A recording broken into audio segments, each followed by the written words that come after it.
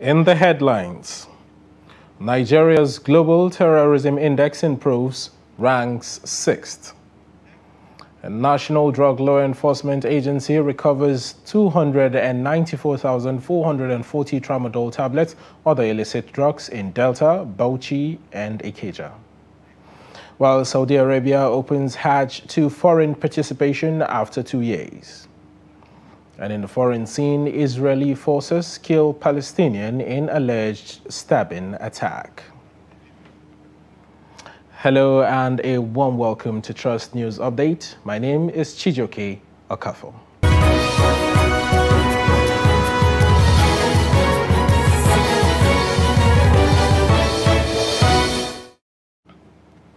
And now the news in full.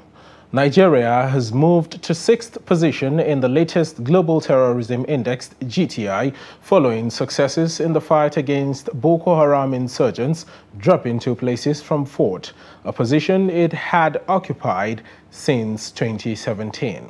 The GTI, published by an independent and non-profit think tank, the Institute for Economics and Peace, indicated that Nigeria, Syria, and Somalia are the only nations among the 10 most affected by terrorism to get an improved score from 2020 to 2021. According to the report, there is a decline in the number of terrorism-related deaths in Nigeria, attributing the incident to the death of Boko Haram leader Abubakar Shekau and the federal government's efforts at defeating the group. According to the report, total deaths from terrorism in Nigeria fell to 448 in 2021, the lowest level since 2011, with terror-related casualties dropping by almost half compared with the previous year. However, the number of terrorist attacks increased by 49% between 2020 and 2022. Irigwe Development Association has condemned the killing of herders' cattle and the destruction of farm crops around the Mianga community of Basa local government area of Plateau State. The Secretary General of the group, Danjuma Autai, in a statement alleged that the killing might have been carried out by youth who were provoked by the activities of herders in the area. He described the incident as unfortunate and called on the security agencies to investigate and prosecute those fueling crisis in the area, which he noted is a threat to the peace pact signed by the Fulani community. Trust TV's Ado Musa gives an update. On Wednesday, government stormed the general area of Mayanga community of Basa local government area of Plateau State. According to the leadership of Mieti Allah Cattle Breeders Association of Nigeria, MAGBAN, when the government stormed the area, they started shooting at the cattle while grazing. Malanura Abdullahi, who is the state chairman of MAGBAN, told Trust TV that they have lost almost 100 cows in the incident, while about 100 are still missing. Malanura accused Irigwe ethnic group of launching the attack, but the Secretary General of Irigwe ethnic group, Danjuma Dixon Auta, denied the allegation, saying that the attack was not launched by members of Irigwe ethnic group.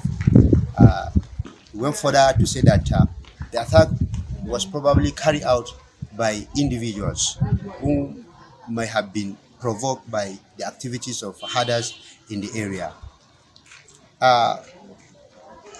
This attack is coming barely 2 weeks after the General Officer Commanding 3 Division, who doubles as the commander of Operation Shepherd, a multi-security task force in the state, Major General Ibrahim Ali, inaugurated a committee who will guide the implementation of some of the recommendations given by a 6-member committee set up by him sometimes last year.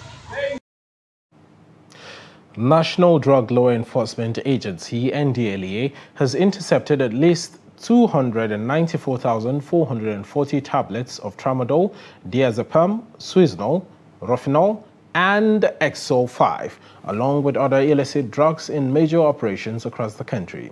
Director, Media and Advocacy, NDLEA, Femi Babafemi, stated this in a statement on Sunday in Abuja. Babafemi said that the operations were carried out in Delta, Bauchi, and the Murtala Mohammed International Airport, Ikeja, Lagos. According to him, in Delta, the operatives arrested one Christian Ona, 42, conveying drugs to Benin and Onitsha, Anambra State, at Ilsele Azagba Junction with 23,160 tablets of Swinol and 63,000 tablets of Rufnol, both weighing 71.6 kg. In another arrest, the operatives arrested a commercial vehicle from Onitsha heading to Ibadan, Oyo State at Abraka Junction, Asaba, with 78,000 capsules of tramadol, while about 5,000 tablets of diazepam and 97,500 tablets of XO5 were also seized, and a suspect, Olanian Sunday, 42, was arrested. Also, the operatives arrested one female suspect, Patricia Sadua, 42, with 233.7 kg of cannabis during a raid in Oregon community close to Abbey Town in Kwale local government area of Delta State, amongst others.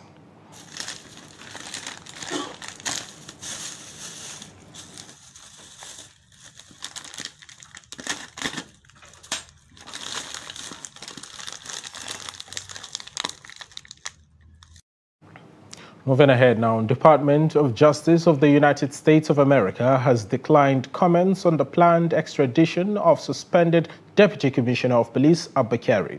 In an email to an inquiry sent by Punch newspaper to the Director of Media Relations of the United States Attorney's Office, Tom Rozek said the department will not comment in relation to a pending extradition request for any defendant. The Justice Department, however, reiterated that Kyari is facing charges filed in 2021, which led to his indictment, adding that he will be offered legal representation in the U.S. The Inspector General of Police, Usman Baba, announced the suspension of Kyari in July 2021 for alleged involvement in a $1.1 million internet fraud allegedly perpetrated by Hush Puppy and 4 others. Number of convicts on death row in various prisons across Nigeria is increasing, contributing to congestion in some cases. Legal experts want adoption of measures to address the challenge of death sentence execution. Speaking to Trust TV's Shafiu Suleiman, respondents say a total overhaul of Nigeria's justice system is imperative to speedy dispensation and execution of death sentences to serve as deterrents in combating criminal activities in the country. The report. Section 33 of the 1999 Constitution, as amended, deals specifically with right to life, a fundamental human right backed by both domestic and international laws. But there is a limitation to this fundamental right as captured in subsections 1 and 2 if a person commits crimes such as murder, treason, armed robbery, mutiny, amongst others. Complying with these provisions may be giving birth to a rising number of convictions, especially in the criminal justice sector. But those saddled with the responsibility of implementing the sentence tend to hesitate in signing such warrants. What could have been responsible for this? Once a person is sentenced to death, a state governor is expected to sign the warrant. After signing the warrant, there's a hangman in the prison service who is supposed to, upon a date given by the prison service, the person is supposed to hang as enunciated by the judge. But so far in the last 20 years, what we are even told is that there are no hangmen in Nigerian prison. The jurisprudence in Nigeria is such that when you look at it, it is giving you one thing with one hand and taking it away with the other hand. For example, why is the reason why a court declares the judicial sector of the government, which is an independent arm, why would it require the approval of the executive arm for it to be implemented? And the essence of law everywhere is for deterrence, in order to checkmate people, to make people to conduct themselves within the ambit of the law. With the mounting number of inmates in Nigeria's correctional services, which is put at 56,700 in 2015, coupled with the changing nature of crimes and criminality such as terrorism, kidnapping, and cyber-related crimes. Experts say overhauling the criminal justice system is a must to capture the current realities. Take the insurgency, for example. 13 years ago, when the Boko Haram started, there is no clear, uninhibited, fundamental prosecution and conviction of a Boko Haram member. 13 years after, we have not had that. Most of these insurgents that you call them insurgents, we only see that they are arrested and paraded at police headquarters. But we have not seen where they are being prosecuted and even convicted. Even the dead demands justice, because the person that killed the dead should equally be killed. An eye for an eye, a hand for a hand, life for life. If in a situation whereby you have killed me and then my corpse is there, my spirit, my soul is there, and then you are saying that the person that killed me shouldn't be killed, definitely my soul will never rest in peace, my spirit will never rest in peace. Another consequence of this is that it's going to create impunity, because people know that even after committing such heinous offense, which the penalty is death, they know at the end of the day the governor are not going to sign it. So it will encourage them to operate with impunity. Even as pressure continued to mount from liberal international communities on the need to abrogate capital punishment, Nigeria and several others, including the United States, China and Saudi Arabia, recognize death penalty. In Nigeria, however, absence of effective implementation mechanism constitutes an impediment. These are some of the problems of having what I will call cultural, democratic, constitutional imperialism. That is what we are seeing now. You are importing a culture that is, an anathema, repugnant to the history, to the culture, to the costumes, to the character, and to the expectations of your citizenry. The lacuna we are having is the ability of the governors to demonstrate sufficient political will to assign their signature to such a judgment, so that the death penalty can be carried out. Though Amendment of Terrorism Prevention Act 2011 by the National Assembly is done to capture some contemporary crimes like terrorism and kidnapping, experts say such must be consolidated to stem the tide of ritual killings now assuming frightening dimension. It is very, very important that our legislators should take up the gauntlet, do the needful, look at the issues pertaining to the conditions of our people, the living daily practical conditions, and then come up with updated laws such that can take care of the many issues that are bedeviling us. It is imperative on our own political leaders, whether executive, whether legislature, whether judiciary, to look into all these issues. Any legislation or any piece of law, whether constitution or statutory, that is having any vestige of imperialism. At the moment, there are about 3,000 inmates on the nation's death row awaiting execution without clear-cut timeline of implementation. A situation legal experts say breeds criminality and impunity amongst the society.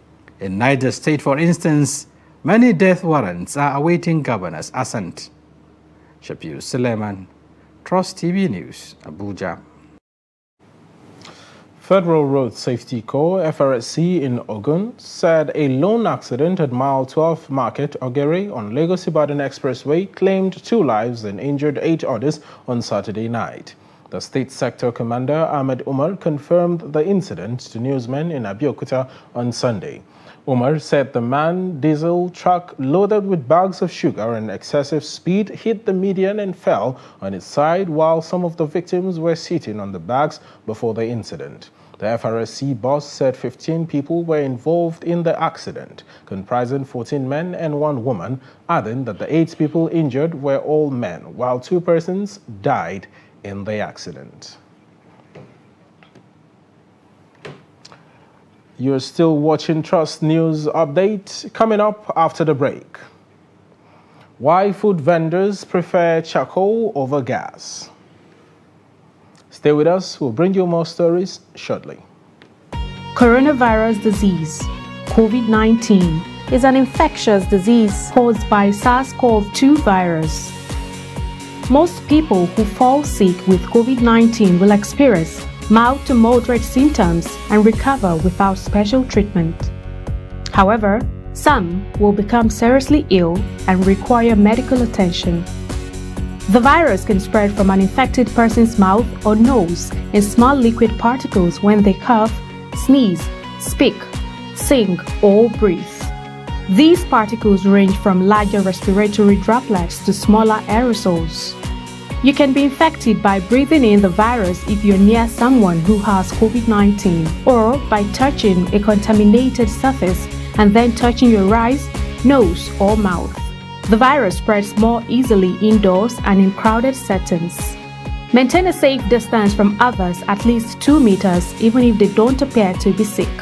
Wear a mask in public, especially indoors or when physical distancing is not possible. Clean your hands often. Use soap and water or an alcohol-based hand sanitizer. Cover your nose and mouth with your bent elbow or a tissue when you cough or sneeze. Stay home if you feel unwell. Get vaccinated. Properly fitted masks can help prevent the spread of the virus from the person wearing the mask to others. Masks alone do not protect against COVID-19 and should be combined with physical distancing and hand hygiene. Protect yourself and others around you by knowing the facts and taking appropriate precautions. Follow advice provided by your local health authority. This message is brought to you by Trust TV.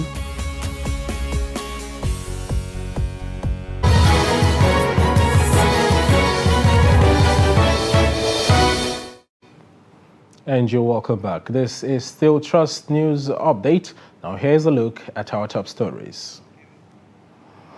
Nigeria has moved to 6th position in the last Global Terrorism Index, GTI, dropping 2 places from 4th, a position it has occupied since 2017.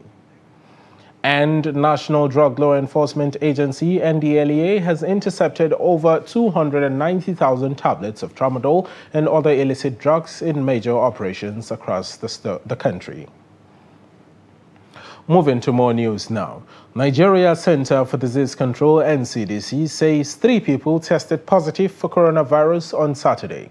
NCDC stated this in its latest coronavirus data published for Saturday, 5th March, which is the lowest number of daily new COVID-19 cases in 2022 so far. Meanwhile, no death figure recorded from COVID-19 complications, leaving the death toll at 3,142. The daily count of recoveries increased slightly, with 11 patients discharged on Saturday, increasing the total to 249,171. Since the index case in February 2020, Nigeria has confirmed 254,640 coronavirus infections. Foreign pilgrims will take part in the 2022 Hajj exercise after 2 years suspension of pilgrimage to the 2 holy mosques due to the COVID-19 pandemic. The National Hajj Commission of Nigeria, NACON, in a statement issued by its head of public affairs, Fatima Usara, on Sunday, said the Ministry of Hajj and Umrah would also set the revised quota for each country to be released by the ministry in due course. The Commission says guidelines for the 2022 Hajj will be released after the signing of a Memorandum of Understanding with the Saudi Ministry of Hajj and Umrah. A statement by the Commission's head of public affairs, Fatima Sanda Usara, on Sunday stated that with the heightened hope that international Hajj will be opened in 2022, it received the pleasant news of the uplifting of direct travel ban into Saudi Arabia, effective from the 5th of March 2021. NACON's chairman, Zikrullah Hassan, while rejoicing with Muslims all over the world on the announcement, urged intending pilgrims to desist from traveling with prohibited items into the kingdom, such as illicit drugs and kola nuts. Food vendors in Kaduna have no difficulty choosing between using gas or charcoal for cooking. One is expensive and the other is not. But the recent ban on tree felling in the state, making charcoal a scarce commodity, makes the business even attractive. Trust TV's Fatima Ladan speaks to some charcoal sellers in Kaduna. Take a look. Trees play a critical role of not only preserving the environment, but also increase the quality of life by bringing natural serenity and attracting biodiversity. Nonetheless, tree felling to make firewood and charcoal is on the increase by the day in Kaduna State. The business of charcoal started booming as prices of domestic cooking gas went up. Many households resorted to using charcoal as cheap means of cooking. With a ban placed on tree felling in Kaduna State, the business is facing a setback. A charcoal vendor in Kaduna explains. Truly, there is business. The business is initially, it used to be 800 or 1,000, but now it is up to 2,500. You see, the price has doubled in Kaduna. I think it's because the government placed a ban on charcoal business. That is why it is expensive. Mama Abdul Samad, a food vendor who uses charcoal to cook, says the price hike in the commodity is a threat to her business. We suffer for firewood, and the charcoal too will suffer for it. Because when they carry it enter, they catch the people and they carry and enter. Before we buy it 3,001, 3,002, but now you don't already decrease more like 2,800. We buy it yesterday. Before we are buying it 1,000 to 1,005, but now everything is increased. People suffer. May they help us for Nigeria, Gabadaya. Now, nothing. We just they work. Maybe we say we work. Maybe we not work for nothing. Because before, why we buy the charcoal is 1,000 to 1,003. Yes, it's 1,500, but now it's 3,000 plus. While the charcoal sellers and users urge the government to come to their aid by lifting the ban, the government and stakeholders on their part also call on the populace to imbibe the culture of tree planting in order to restore the biodiversity of the environment. Elsewhere, President Muhammadu Buhari on Sunday departed Abuja for routine medical checkup in London. The president's spokesman, Femi Adesina, in a statement on 1st March, said the president would from Kenya after attending the United Nations Environmental Programme at 50 proceed to London for routine medical checks that will last for a maximum of weeks. However, the president returned to Abuja on Friday. The president, since his assumption of office as a democratically elected president in 2015, has been going to London for medical treatment. Meanwhile, the president, shortly before departing the country, said Vice President Yemi Osinbajo is now in charge of the nation. Israeli forces have shot dead a Palestinian teenager after he allegedly stabbed 2 officers in the Old City in occupied East Jerusalem. The incident took place at Bab Huta, one of the gates to the Al-Aqsa Mosque compound at approximately on Sunday. The youths, identified as 19-year-old Karim Jamal Al-Kawasmi, was pronounced dead by medical personnel who arrived at the scene shortly after. Israeli police said the 2 officers were lightly wounded in the alleged stabbing. Israel occupied the annexed the eastern part of Jerusalem in 1967 in contravention of international law. Most countries consider East Jerusalem occupied territory and do not recognize Israeli sovereignty or illegal settlements there. The Palestinian Authority claims East Jerusalem as the capital of a future Palestinian state in the 1967 occupied territories, to also include the West Bank and the Gaza Strip. Federal government is expected to pay the International Monetary Fund, IMF, a total of $3.51 billion between 2022 and 2026 to offset a $3.4 billion loan. This is contained in a web page on the IMF's website titled Nigeria, Financial Position in the Fund as of January 31st, 2022. A statement by the IMF on the loan said in April 2020, the IMF disbursed a $3.4 billion emergency financial assistance to Nigeria under the Rapid Financing Instrument by the Executive Board of the IMF to address challenges arising from the economic impact of the COVID-19 in the country. As a result, in 2022, Nigeria is expected to pay $37.40 million, which includes only the interest fee on the loan, and a total of $889.34 million in 2023, which comprises a principal fee of $852.95 million and an interest fee of $36.39 million.